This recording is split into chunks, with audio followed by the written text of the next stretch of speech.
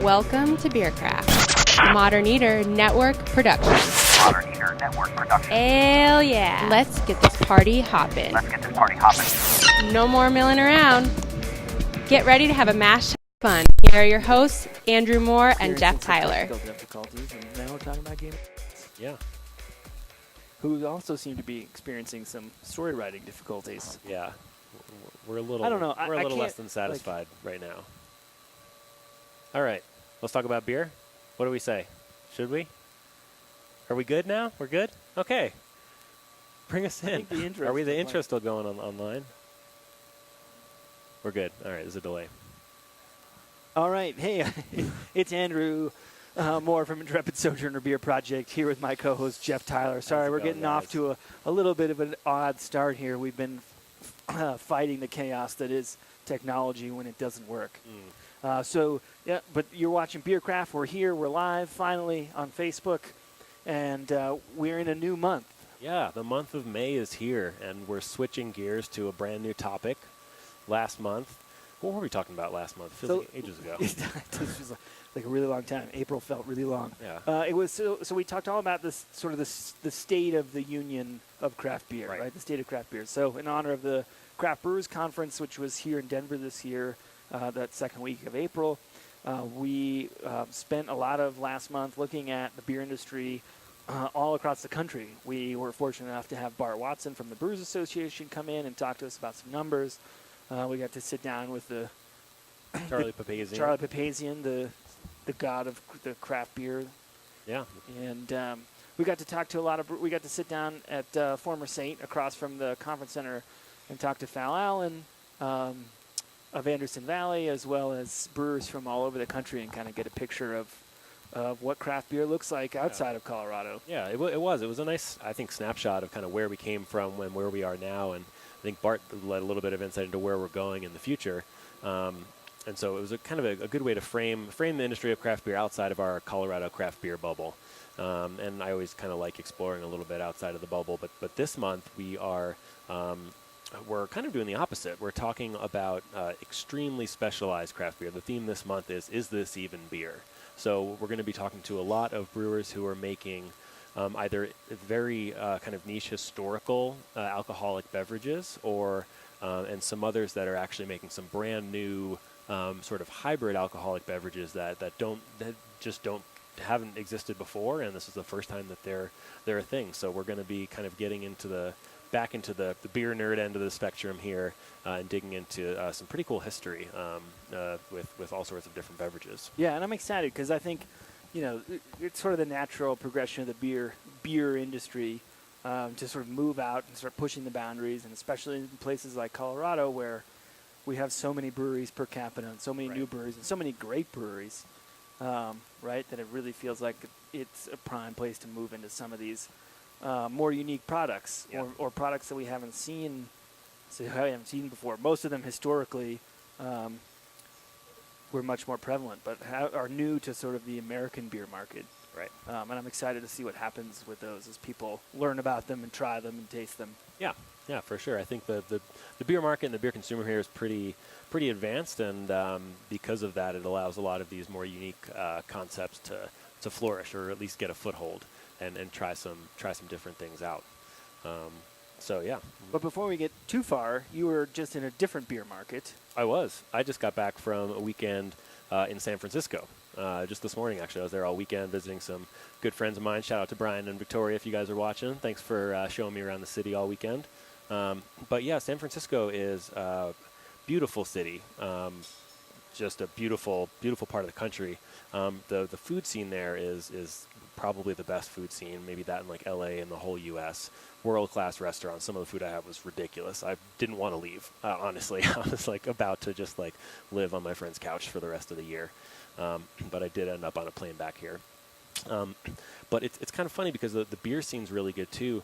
And obviously San Francisco is known for its tech scene, right? There's a lot of, Facebook, Google, Snapchat, Lyft, Uber, all the big tech companies are there. And you see a lot of that tech throughout the city. There's every sort of mobile, rentable, travel device exists. You got electric scooters, you got electric bikes, you got little mini cars with 3 wheels, you got all sorts of crazy stuff you can rent there. It's such a cool cool place to check out. There's self-driving cars. We saw a bunch of self-driving cars just driving around, which you definitely don't see here. But the beer scene there is great, and there's a lot of good breweries. I had beer from Almanac, which uses a lot of local produce and local ingredients from the San Francisco area in all their products. I had some beer from Fort Point, which is in the Ferry Building Marketplace. Southern Pacific, which is in the Mission District, Mission neighborhood, and that's a really cool place inside an old railroad warehouse that they kind of converted into this more like tropical theme. And I got to go to Social Kitchen and Brewery, which I was really excited about because they recently pioneered this new beer style called the Brut IPA, which is like exploding all over the country right now. It's a super bone-dry, champagne-inspired IPA, and I got to try it at the source, and it was awesome. It was good. It was interesting to see the interpretation difference between breweries out in Colorado that are making it, and kind of what it tastes like at the source. How would you describe the difference in flavor? I would say the beer that I had there, it was bone dry, really, really, really dry, really effervescent. Sort of like kind of a lemony and grassy note on the aroma, but not as big on the hop aroma. That was the biggest difference. It was not as big on the hop aroma as the examples I've had here. So a little more subtle. The alcohol was a little bit higher too. I think it was like mid 7% range, and it kind of had like a nice little grassy finish. But again, just like super dry and really drinkable. I think the examples I've had here have been a little bit more hop forward or a little more assertive on the aroma. Especially Ska makes. I really love Ska's version of their Brut IPA. Yeah, I almost feel like in Colorado, because we love New England IPAs so much, is we've like taken the Brut and we've made it like a fruity, bone dry, clear New England. Like it's got all that fruit juice for a lot of them that you now expect in a lot of IPAs. People who moving away from the bitterness towards the juicier side, at least in Colorado. Yeah. And like start to see these beers like Juicy Brut, which are totally different from, I think, what's getting produced in San Francisco. And honestly, if you gave me that beer and asked me to tell you what style it was, it would be hard to right off the bat categorize as a variety of IPA because it kind of had like medium bitterness and didn't have that huge burst of aroma that I'm used to. Not to say it was a bad beer; it's just kind of different than what I'm used to, but just definitely a different beer. And it's interesting to see how Colorado is kind of tuning that to the consumer as far as what people in the state tend to gravitate towards. Yeah. I'll be honest, the beer I really liked from them was this beer called No Sleep Till Buckwheat, which was a brown ale brewed with buckwheat. It had this really cool sort of like peanut butter cup note to it, and it was just a great malt forward beer. Yeah, that's cool. I think that's something that we're seeing more of too as the sort of craft beer gets bigger and bigger, and people are more interested in not just great local craft beer, but like, where did the ingredients in my great local craft beer come from? And so we've got these craft maltsters like Troubadour up north, and different people who are doing these heirloom grains and doing things that like buckwheat, like teff, like quinoa, things that we haven't previously seen. So it's just another cool way, I think, that people are sort of both pushing the boundary of flavor and also really digging into that kind of local beer from a place. Yeah, it seems so important right now. I think too, especially with what I experienced out there. I mean, there's a really strong Asian influence culturally, and buckwheat is the main grain in soba noodles, right? So I think you can kind of see a little bit of cultural overlap with some of the culinary world seeping into the beer world, which is a little bit different than I've seen things happen here. Great stuff. The thing that's interesting too is almost all breweries have a kitchen, which is a lot different than it is in Colorado. And the big difference too is not a lot of breweries specialize in one. At least the ones that I visited, they don't specialize in one style of beer. You'll go to a place, they'll have a lot of places had a Kolsch, they had an IPA, they had a malt forward beer, and a wide variety, but not necessarily a place that only makes hazy IPAs or only makes sour beers or only makes German lagers.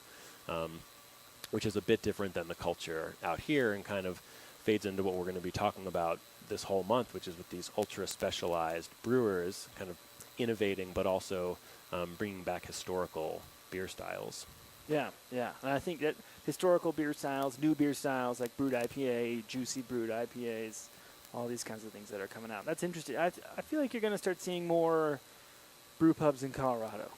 I think the attitude around brew pubs is sort of changing. I remember like 10 years ago when I first started like going to breweries and home brewing and thinking about craft beer, there was sort of this feeling, I think, amongst a lot of hardcore beer people that the beer just wasn't as good at a brew pub as it was at a place that only focused on beer. A lot of it is like this like food first, beer second kind of mentality too, right? And so, but I think that's changing. I think you're starting to see a lot more people thinking about beer as food. You're starting to see, as it gets more competitive, people are looking at that environmental aspect of the brewery and how does it compete. And I think people want to eat with their beer.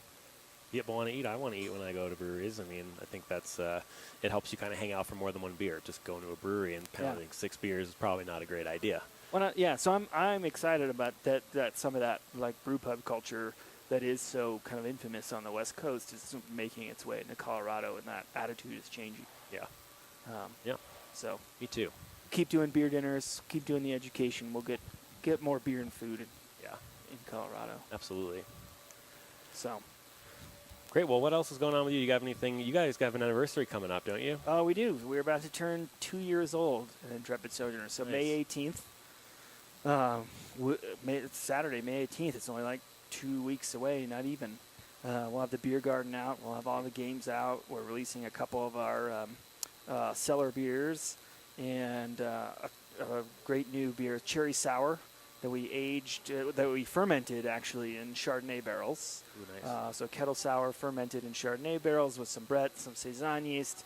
And then it's been aging for 10 months on 500 pounds of Rainier cherries. Ooh, nice. And we're getting ready to move it in and carve it up and serve it for our second anniversary. So something totally different from last year. Last year we did a big Imperial Sati. It was like this sort of big raw ale. We didn't boil it with juniper berries. It's sort of definitive for the Sati style. And then a bunch of other adjuncts sort of per our modus operandi. For sure. So this year something totally different. Rainier Cherry Sour. So I'm excited about that beer, excited about some of our cellar beers. And it'll be a ton of fun. May awesome. 18th, we're down on 8th Avenue, 925 West 8th Avenue. Nice. For those of you who haven't been there in the last 2 years. Yeah, I'll be there for sure. Yeah, it'll be fun. I'm praying to the weather gods. Yeah, you never quite know how it's gonna end up though with the weather gods, but I think you're gonna be lucky. I have good. a good feeling. I hope so. What's going on with Spice Trade? How's the new brewery coming along? The new brewery's coming. We are working our way through the design and construction process, working on getting all of our licenses squared away, and just kind of taking it one step at a time. But we broke ground on, in the building. I have the first chunk of concrete, and actually it's in my car right now from the groundbreaking. So I'll make sure to hold on to that. Should have brought it in. We could have showed everyone. Next week, yeah. Tune in next week to see the famous piece of concrete that I have in my car. But yeah, it's moving. It's moving along. It's a big process, you know. Yeah, I mean, you've built out a brewery. It takes a lot longer than you think it's going to take. Everything takes longer. Yeah. Anything it's going to take. Anything else? New beers? No, we have. We just released our Scarlet Giant, our mixed 12 packs, our Little Umbrella Mango Passion Fruit Wheat beer. You can find all that stuff in liquor stores. We're just kind of getting ready to bring out a couple new beers. We just tapped a few, I think a week or so, maybe a week and a half ago, our No Pulp, which is honestly one of my favorite summertime beers. We didn't make it last year, but 2 years ago we made it. It is a low ABV, I think it's like 4.8, 4.9%, Tangelo Pale Ale, dry hopped with Mosaic.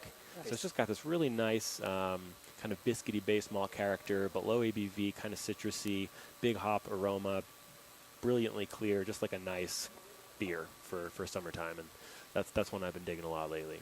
Nice.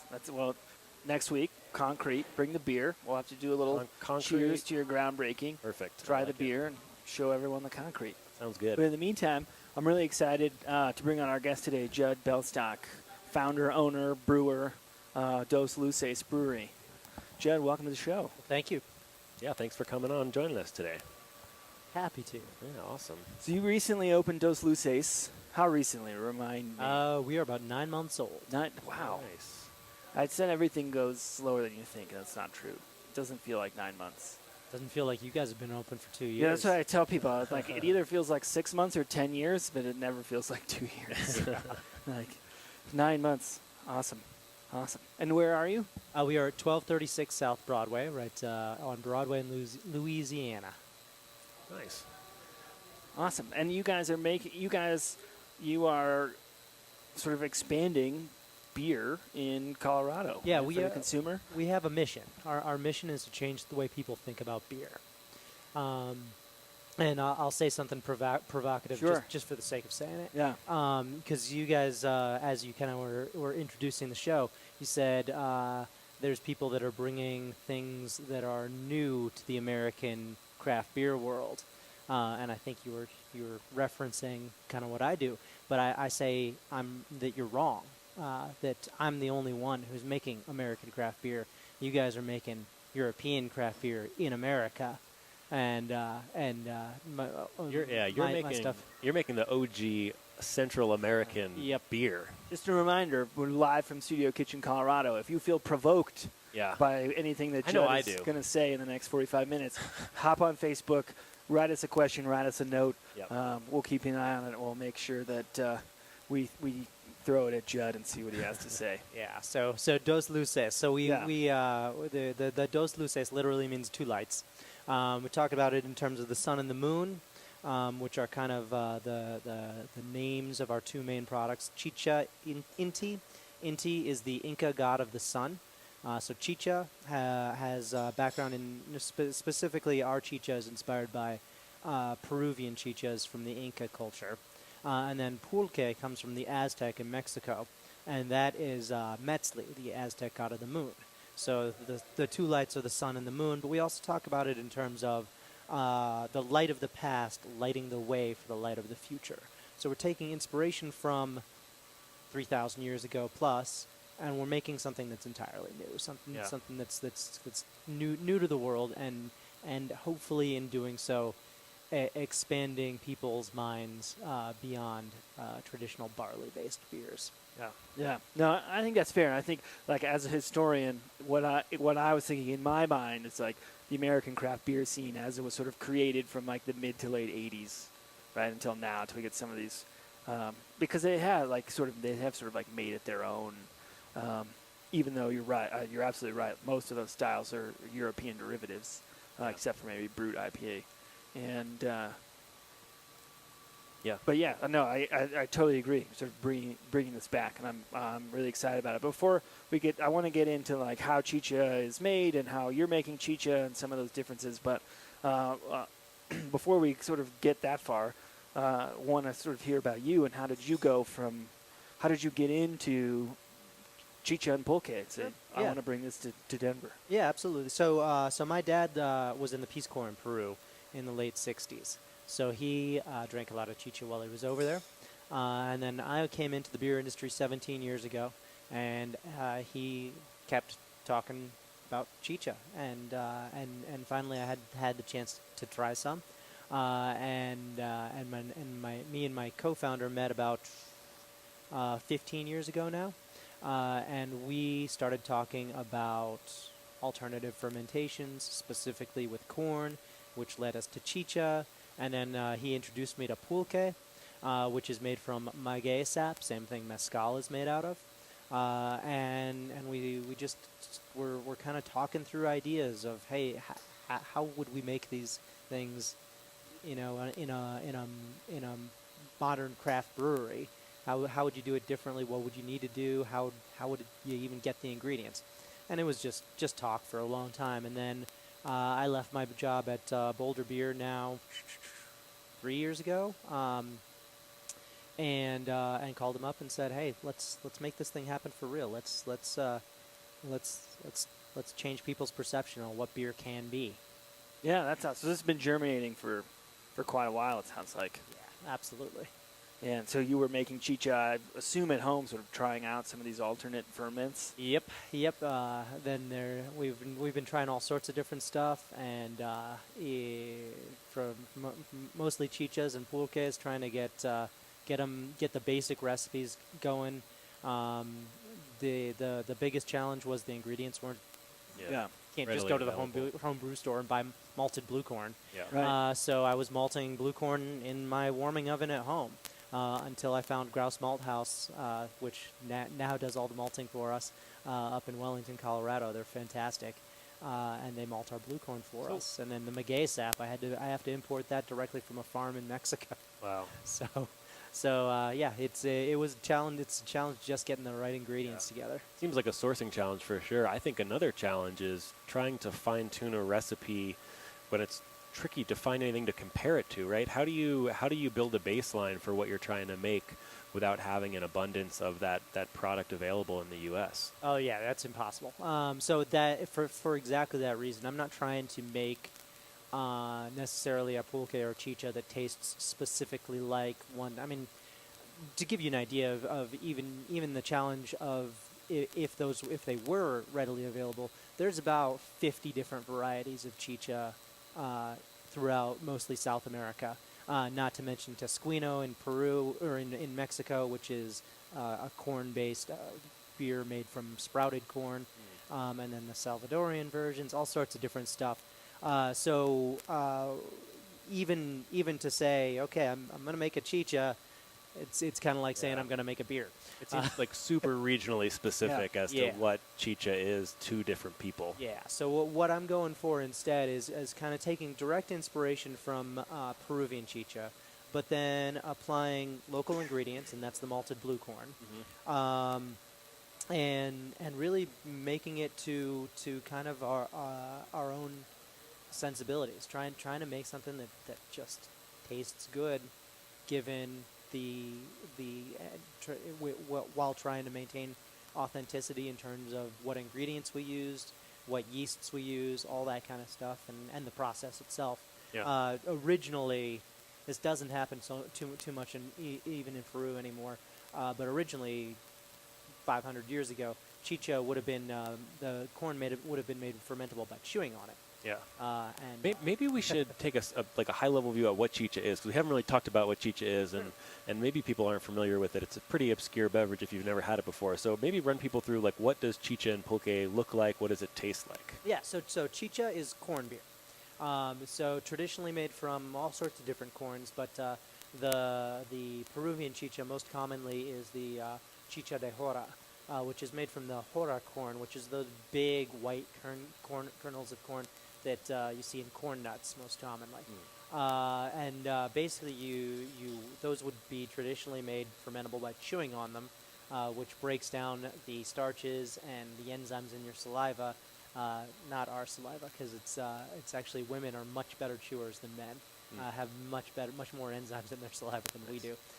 So these women would chew up the corn and then spit it into a bag, and then you basically boil and ferment, and that's chicha.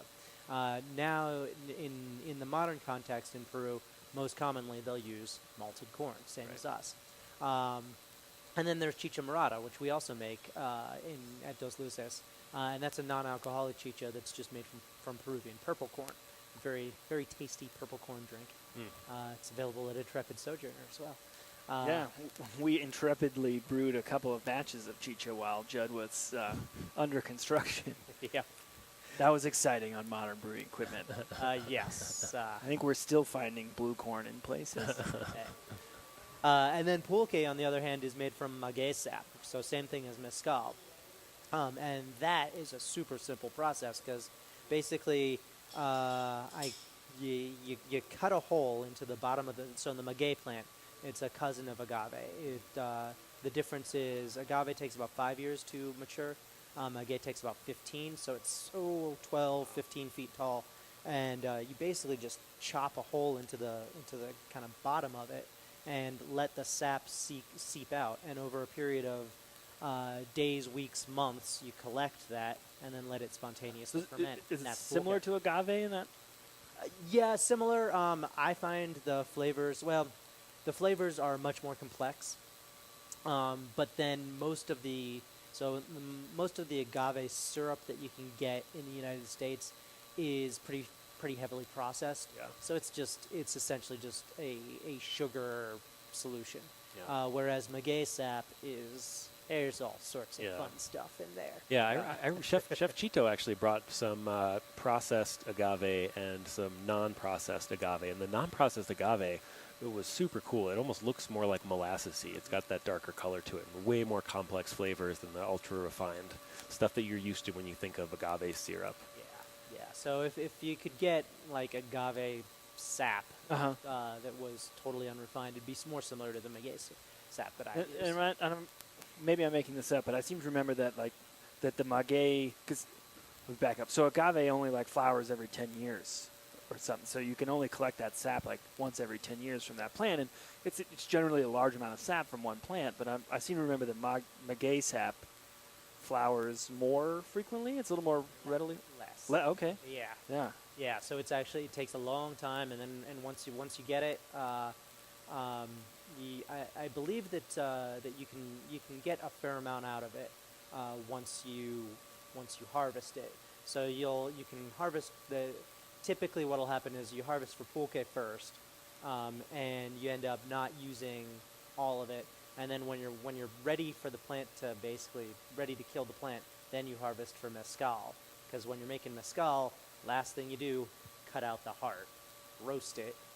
I believe you chop it up using a donkey, which circles on this kind of chopping wheel thing. Circles 9 times. I don't know exactly why it has to be 9 times.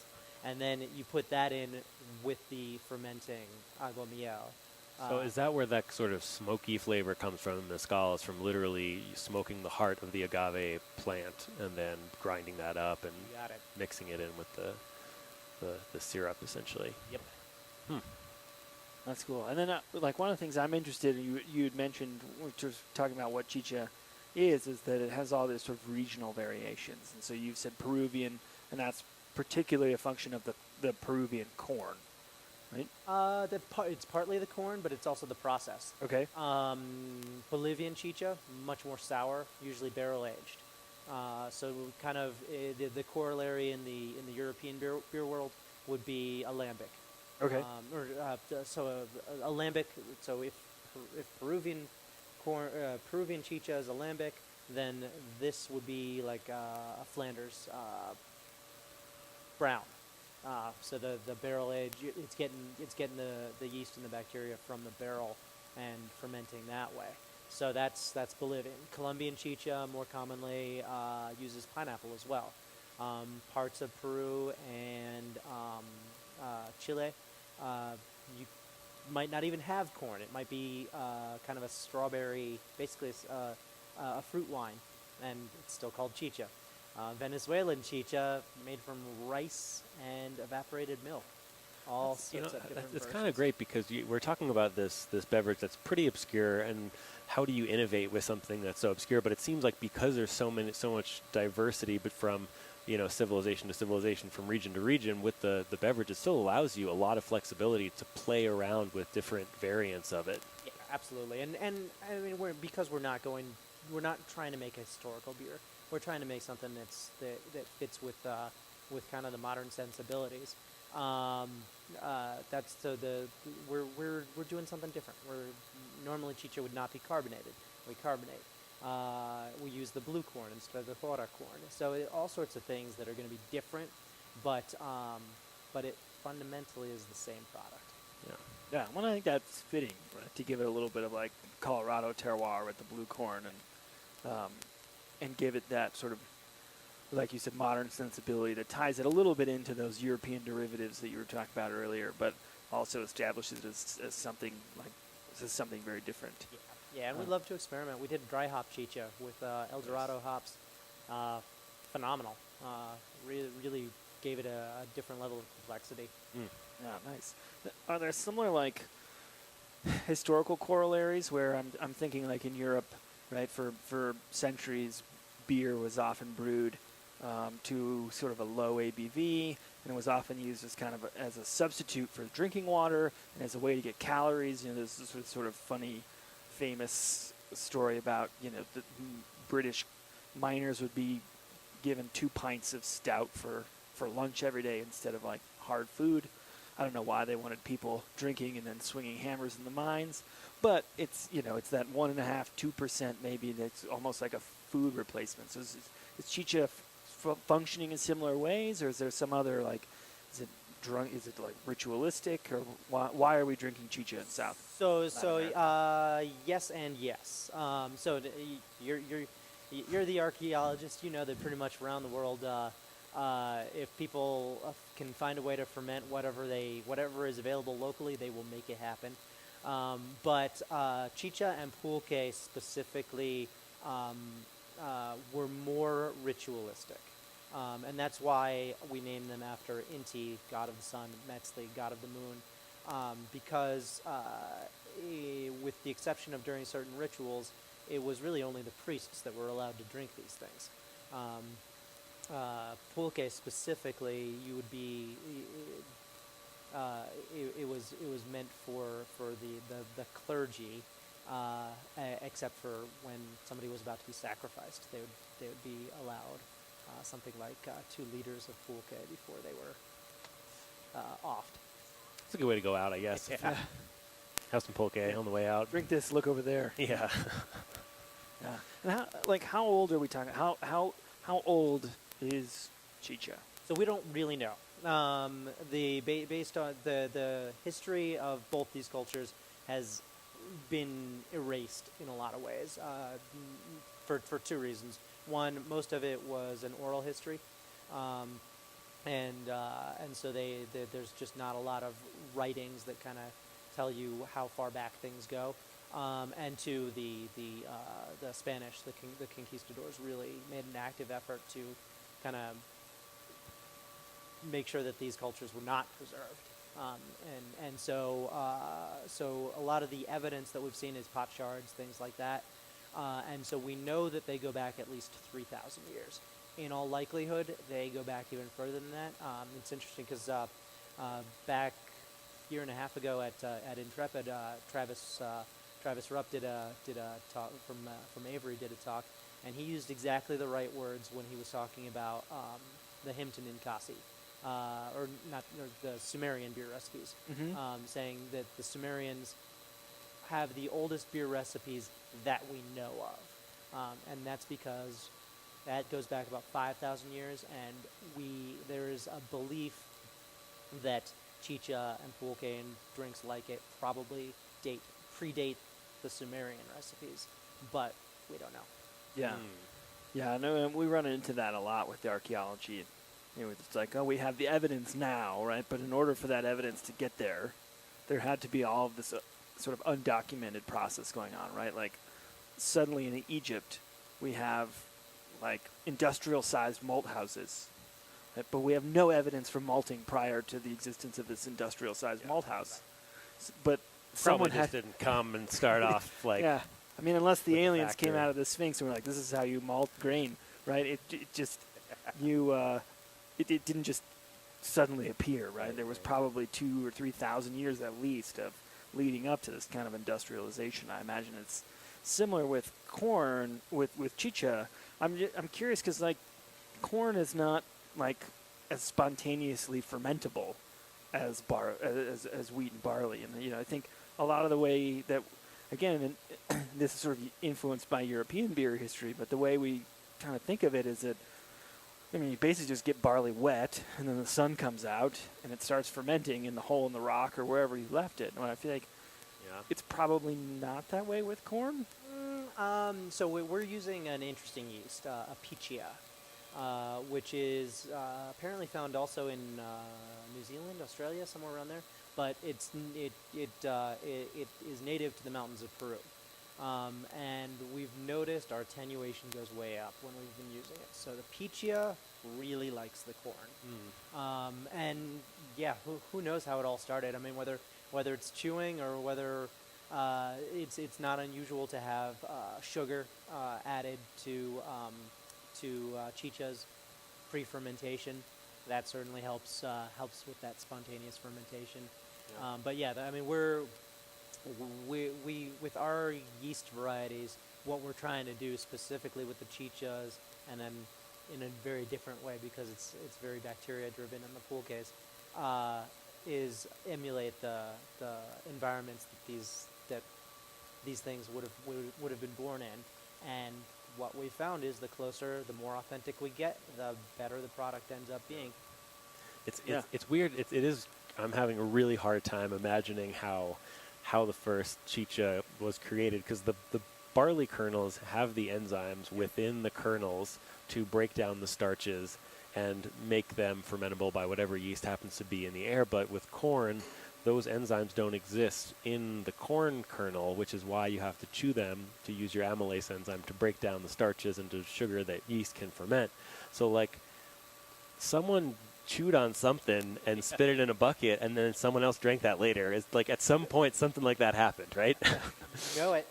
Probably. I mean, drink enough fermented maguey sap, and you're probably ready for anything. Yeah, I guess so. But one of the things that like blew my mind, again, talking to Travis Rupp, the beer archaeologist for Avery Brewing Company, is like the two regions in the world, right? The sort of Andes Peruvian region, and then the region in China where the grains, the grains that are available for fermentation, corn, rice, don't have that natural amylase. The people in those regions actually have a greater amount of alpha amylase in their saliva than people anywhere else in the world, right? And it's like just sort of it triggers kind of how important chicken and the egg, how important that could be societally, right? Because most, like evolutionarily, most things are advantageous for one reason or another, and that's why those traits exist generations after generation. And so if people genetically were selected with more amylase enzymes, you have to imagine that fermentation is such a huge part of that society and so critical to it. Yeah. Which is I mean, I guess we know that fermentation is critical, but it kind of really drives home how important that is when you start to see these genetic traits that are tied to fermentation. Yeah, I think that's really cool. That sort of blew my mind when he told me that. Just, right? I mean, you hear in other ways, like coca leaves, right? So apparently coca leaves, they have a lot of the vitamins and minerals in the leaf that you don't get in a traditional like Peruvian diet. So by chewing those coca leaves, they were getting the things that they weren't getting from their food, and just happens to be the missing ingredients. And it's just, I think that's always sort of crazy. But Someday when it's legal, I'll make a coca leaf chicha. yeah, that's after psilocybin, I think. Yeah. Well, I feel like we've been talking about it for a long time. I think we should be drinking it as I well. agree. You brought some with you, right? What did you bring with you? What I have here is pulque, and our pulque is made differently from traditional pulque. It's a pulque beer. So it is malted blue corn, maguey sap, and then we add cinnamon and clove. And is that something that is that traditional in any way, adding the cinnamon and clove or any sort of spices to it? Yeah. So most of the time when you're drinking pulque, you're going to drink it in some sort of curado form. And a curado is basically pulque mixed with other stuff. So it is a lot of fruits, spices, coffee, chocolate, all sorts of different stuff that you're gonna have with a pulque, and usually that'll be mixed at the pulqueria, basically at the bar. Throw it in a blender these days, Right. Or they'll have various pulques kind of fermenting in clay vessels along the wall, and so definitely not unusual to add different kinds of spices. We consider three things to kind of be characteristic of Dos Luces. One is the malted blue corn. It's in everything we make. The others is cinnamon and clove, which we kind of view as the hops in our beers. Right. And that kind of provides a little bit of balance, right? I mean, traditionally, before hops were used to bitter beer, you used spices and botanicals to provide that balance to the sweetness. So it's good to have that base, for sure, to have more balanced. drink. If you didn't have those spices, it would be definitely more on the sweet side. And you can see on this pulque, so it's kind of beer colored, and that's mostly from the malted blue corn. So the maguey sap itself starts out brown, almost molasses colored. When it ferments, it turns white and milky. Huh. And so this is kind of the blend of the two. It's a little, should be cloudy, so it's got some cloud to it. Not quite as milky white as pure pulque would be. But then the malted blue corn gives it kind of, it's almost a pinkish color. Yeah, it's got like that orangey kind of pink rosé hue to it. It's a great. I mean, it's beautiful looking. Yeah, and it tastes great too. I love that. It reminds me a lot of kind of the classic winter warmer beer profile with the cinnamon and clove. Yep. And some sourness to it, just all sorts of complex flavors working with this one. It is, I think, like surprisingly complex. I think we're so used to associating corn in alcoholic beverages with these kind of smooth, maybe tasteless kind of American lagers, and then we're taking this. You're taking this corn and just giving it a whole other expression. I think it's really cool, and I've seen people taste it, and I feel like they're often pleasantly surprised at the complexity of the beverages. It's really tasty. We had a decent crowd come through for Cinco de Mayo this last weekend. Yes. We've gone really pulque heavy. We just launched our Moctezuma III, our Imperial Pulque, which is 8% alcohol, aged in tequila barrels. It's actually the same tequila barrels that we've got a special project with Intrepid coming out a couple months from now. How secret? Are we not allowed to talk about it? Should we wait? I think we can probably talk about it. So, we're in the spirit of pushing boundaries and creating new styles and bringing back old styles. We've created our own style of beer that is the Flanders Purple. That it was sort of inspired by the Flanders Reds, but it incorporates the purple and blue corn that is so central to the chichas of Dos Luces. And we've got a little bit of our first batch left. It's actually one of the cellar beers that we're going to be releasing on our anniversary on the 18th. And then we've got a new batch that is sitting in some tequila barrels. And we're no word on when you'll be able to try it. We're gonna let it do its thing in those tequila barrels. That'll add a nice layer to that flavor profile. We're really excited about how that comes out in the next couple of months. So the barrels, we're not allowed to say what tequila company, Cazadores. But bless you. Facebook just shut down on them. But the barrels are really nice, and we just tapped Moctezuma this last weekend. It's Moctezuma III. Named for the Aztec emperors. Moctezuma I was a major conqueror in the Aztec Empire, expanded the empire beyond what anyone could have imagined that it could be, and then Moctezuma II took that and expanded it even further, only to then have that all snatched away from him by the Spanish. And so in honor of them, this is Moctezuma III. So our Imperial Chicha. Nice. We also have a few bottles left over of Tupac Amaru III, named for similar reasons. Tupac Amaru I was Tupac Shakur. We're talking about Tupac. That's yes. He took his name from the same people. Tupac Tupac I was the last emperor of the Inca. Tupac II was a guy who claimed to be an ancestor who led a revolution against the Spanish 200 years later. We got Tupac III, and that's a wonderful Imperial Chicha aged in Buffalo Trace bourbon barrels with Palo Santo wood chips inside. So it's got that's going to be great. Really nice wine-like awesome. Complexity to it. So we have both those available in bottles right now. Moctezuma is also on draft, and we used it. We kind of had it as part of our whole celebration of the victory at the Battle of Puebla, which is what Cinco de Mayo is all about.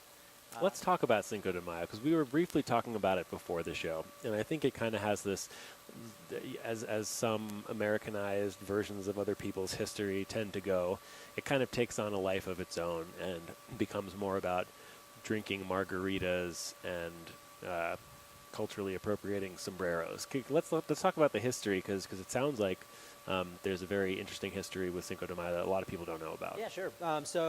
So basically, in 1862, lots of chaos going on in the United States as far as the debate over slavery was going at the time, which ultimately, of course, led to the Civil War. So we were occupied up here, and Napoleon III of France took advantage of that to invade Mexico. And so started the invasion along the coast, and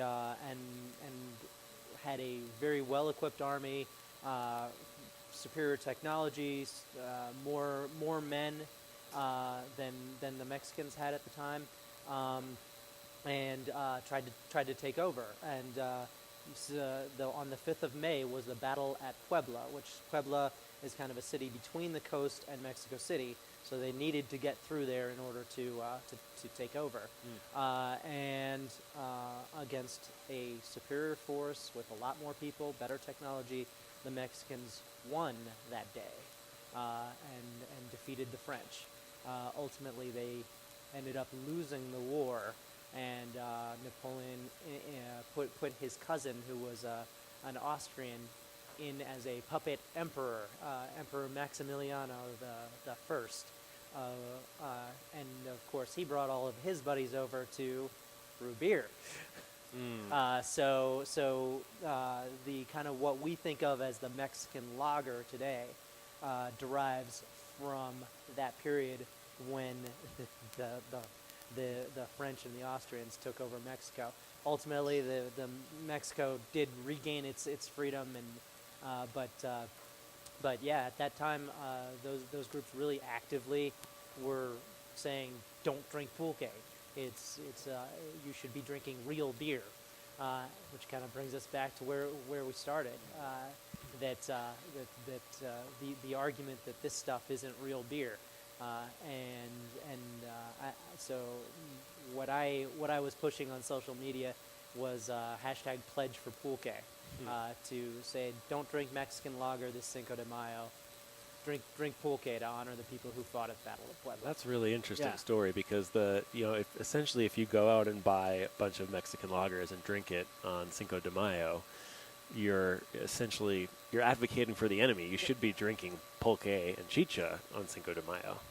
Yeah, or if not that, at least tequila and mezcal. Well, but that's one of the things that I think is so great about the fact that Dos Luces is here. It's like, it's not just about like finding some unique flavor that people haven't tried yet, and you're like, oh, maybe this will work in the beer market. Like, it's about like communicating sort of a history and a cultural experience along with the product, as opposed to just saying, here's some chicha, it tastes different, try it, right? Like, it's a process. It really is like it's a process of education. And then, like, one of the things I want to get to before we run out of time is sort of this education piece. And like, so for people who are listening or who are coming in, like, how do you describe it? So I feel like you sort of have to use European beer as a starting point, because that's what everyone's used to, right? So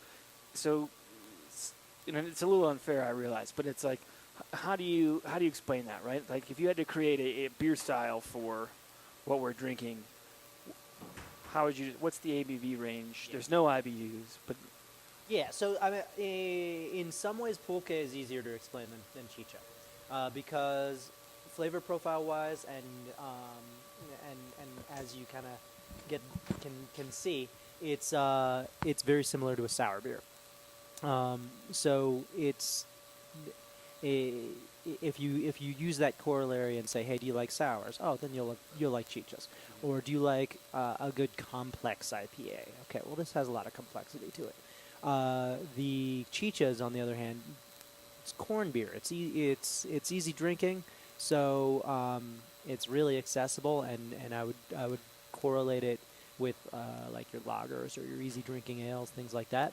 And that's kind of where it's almost entry level. But yeah, it's hard to kind of get people past this idea of, well, I don't like beer because it's hoppy. Well, these don't have any hops. Right.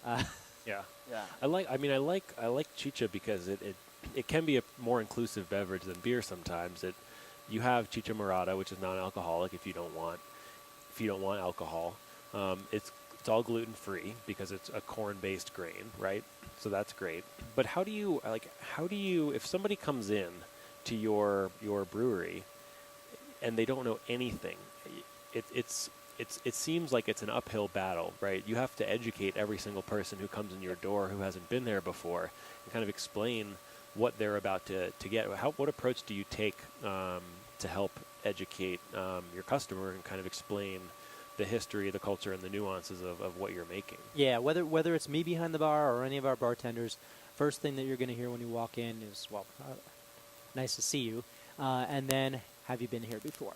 And if the answer is no, then we'll launch into the whole explanation of, this is chicha. It comes from the Inca in Peru. This is pulque. It comes from the Aztec in Mexico. And here's what it's made out of. That doesn't necessarily give them a sense for how it's going to taste, but at least gets them a grounding in terms of a little bit of what to expect. Even then, I'll tell you a thing that just annoys me. We're always happy to give people, a little taste, a little splash, so that they can try things. And even so, we'll have people who come in, do a full flight, which is literally, we have 10 taps, and that's a full flight is 9. So that you get to choose. We have 2 collabs on. You choose 1 collab, and other than that, it's everything on the menu. And it annoys me when somebody orders a full flight, and then takes a couple sips and say, "Oh, this is not something that I like that much," and then they leave. And it's going to be a bad Yelp review in a couple hours. We encourage people to make sure they taste it, give it a chance, understand what they're getting into before they just say, "Oh, well, it's a brewery. I'll try everything." Right. Well, Yeah. I feel like that's a challenge. I mean, like you and I run into this all the time with the adjuncts. Mm-hmm. I feel like it's another order of magnitude for some of these ancient and historic beer styles. Because, I don't know, not everyone wants to think when they drink, right? Right.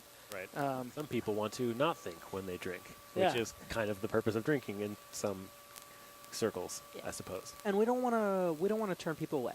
Yeah. That's why we have guest taps on 3 of our taps right now. Right. And why we offer non-alcoholic chicha as well. We want you to bring your friends in, and we want your IPA loving friends to have something an option. Mm-hmm. But yeah, it's at the same time we really do. We want to expand the way people think about beer.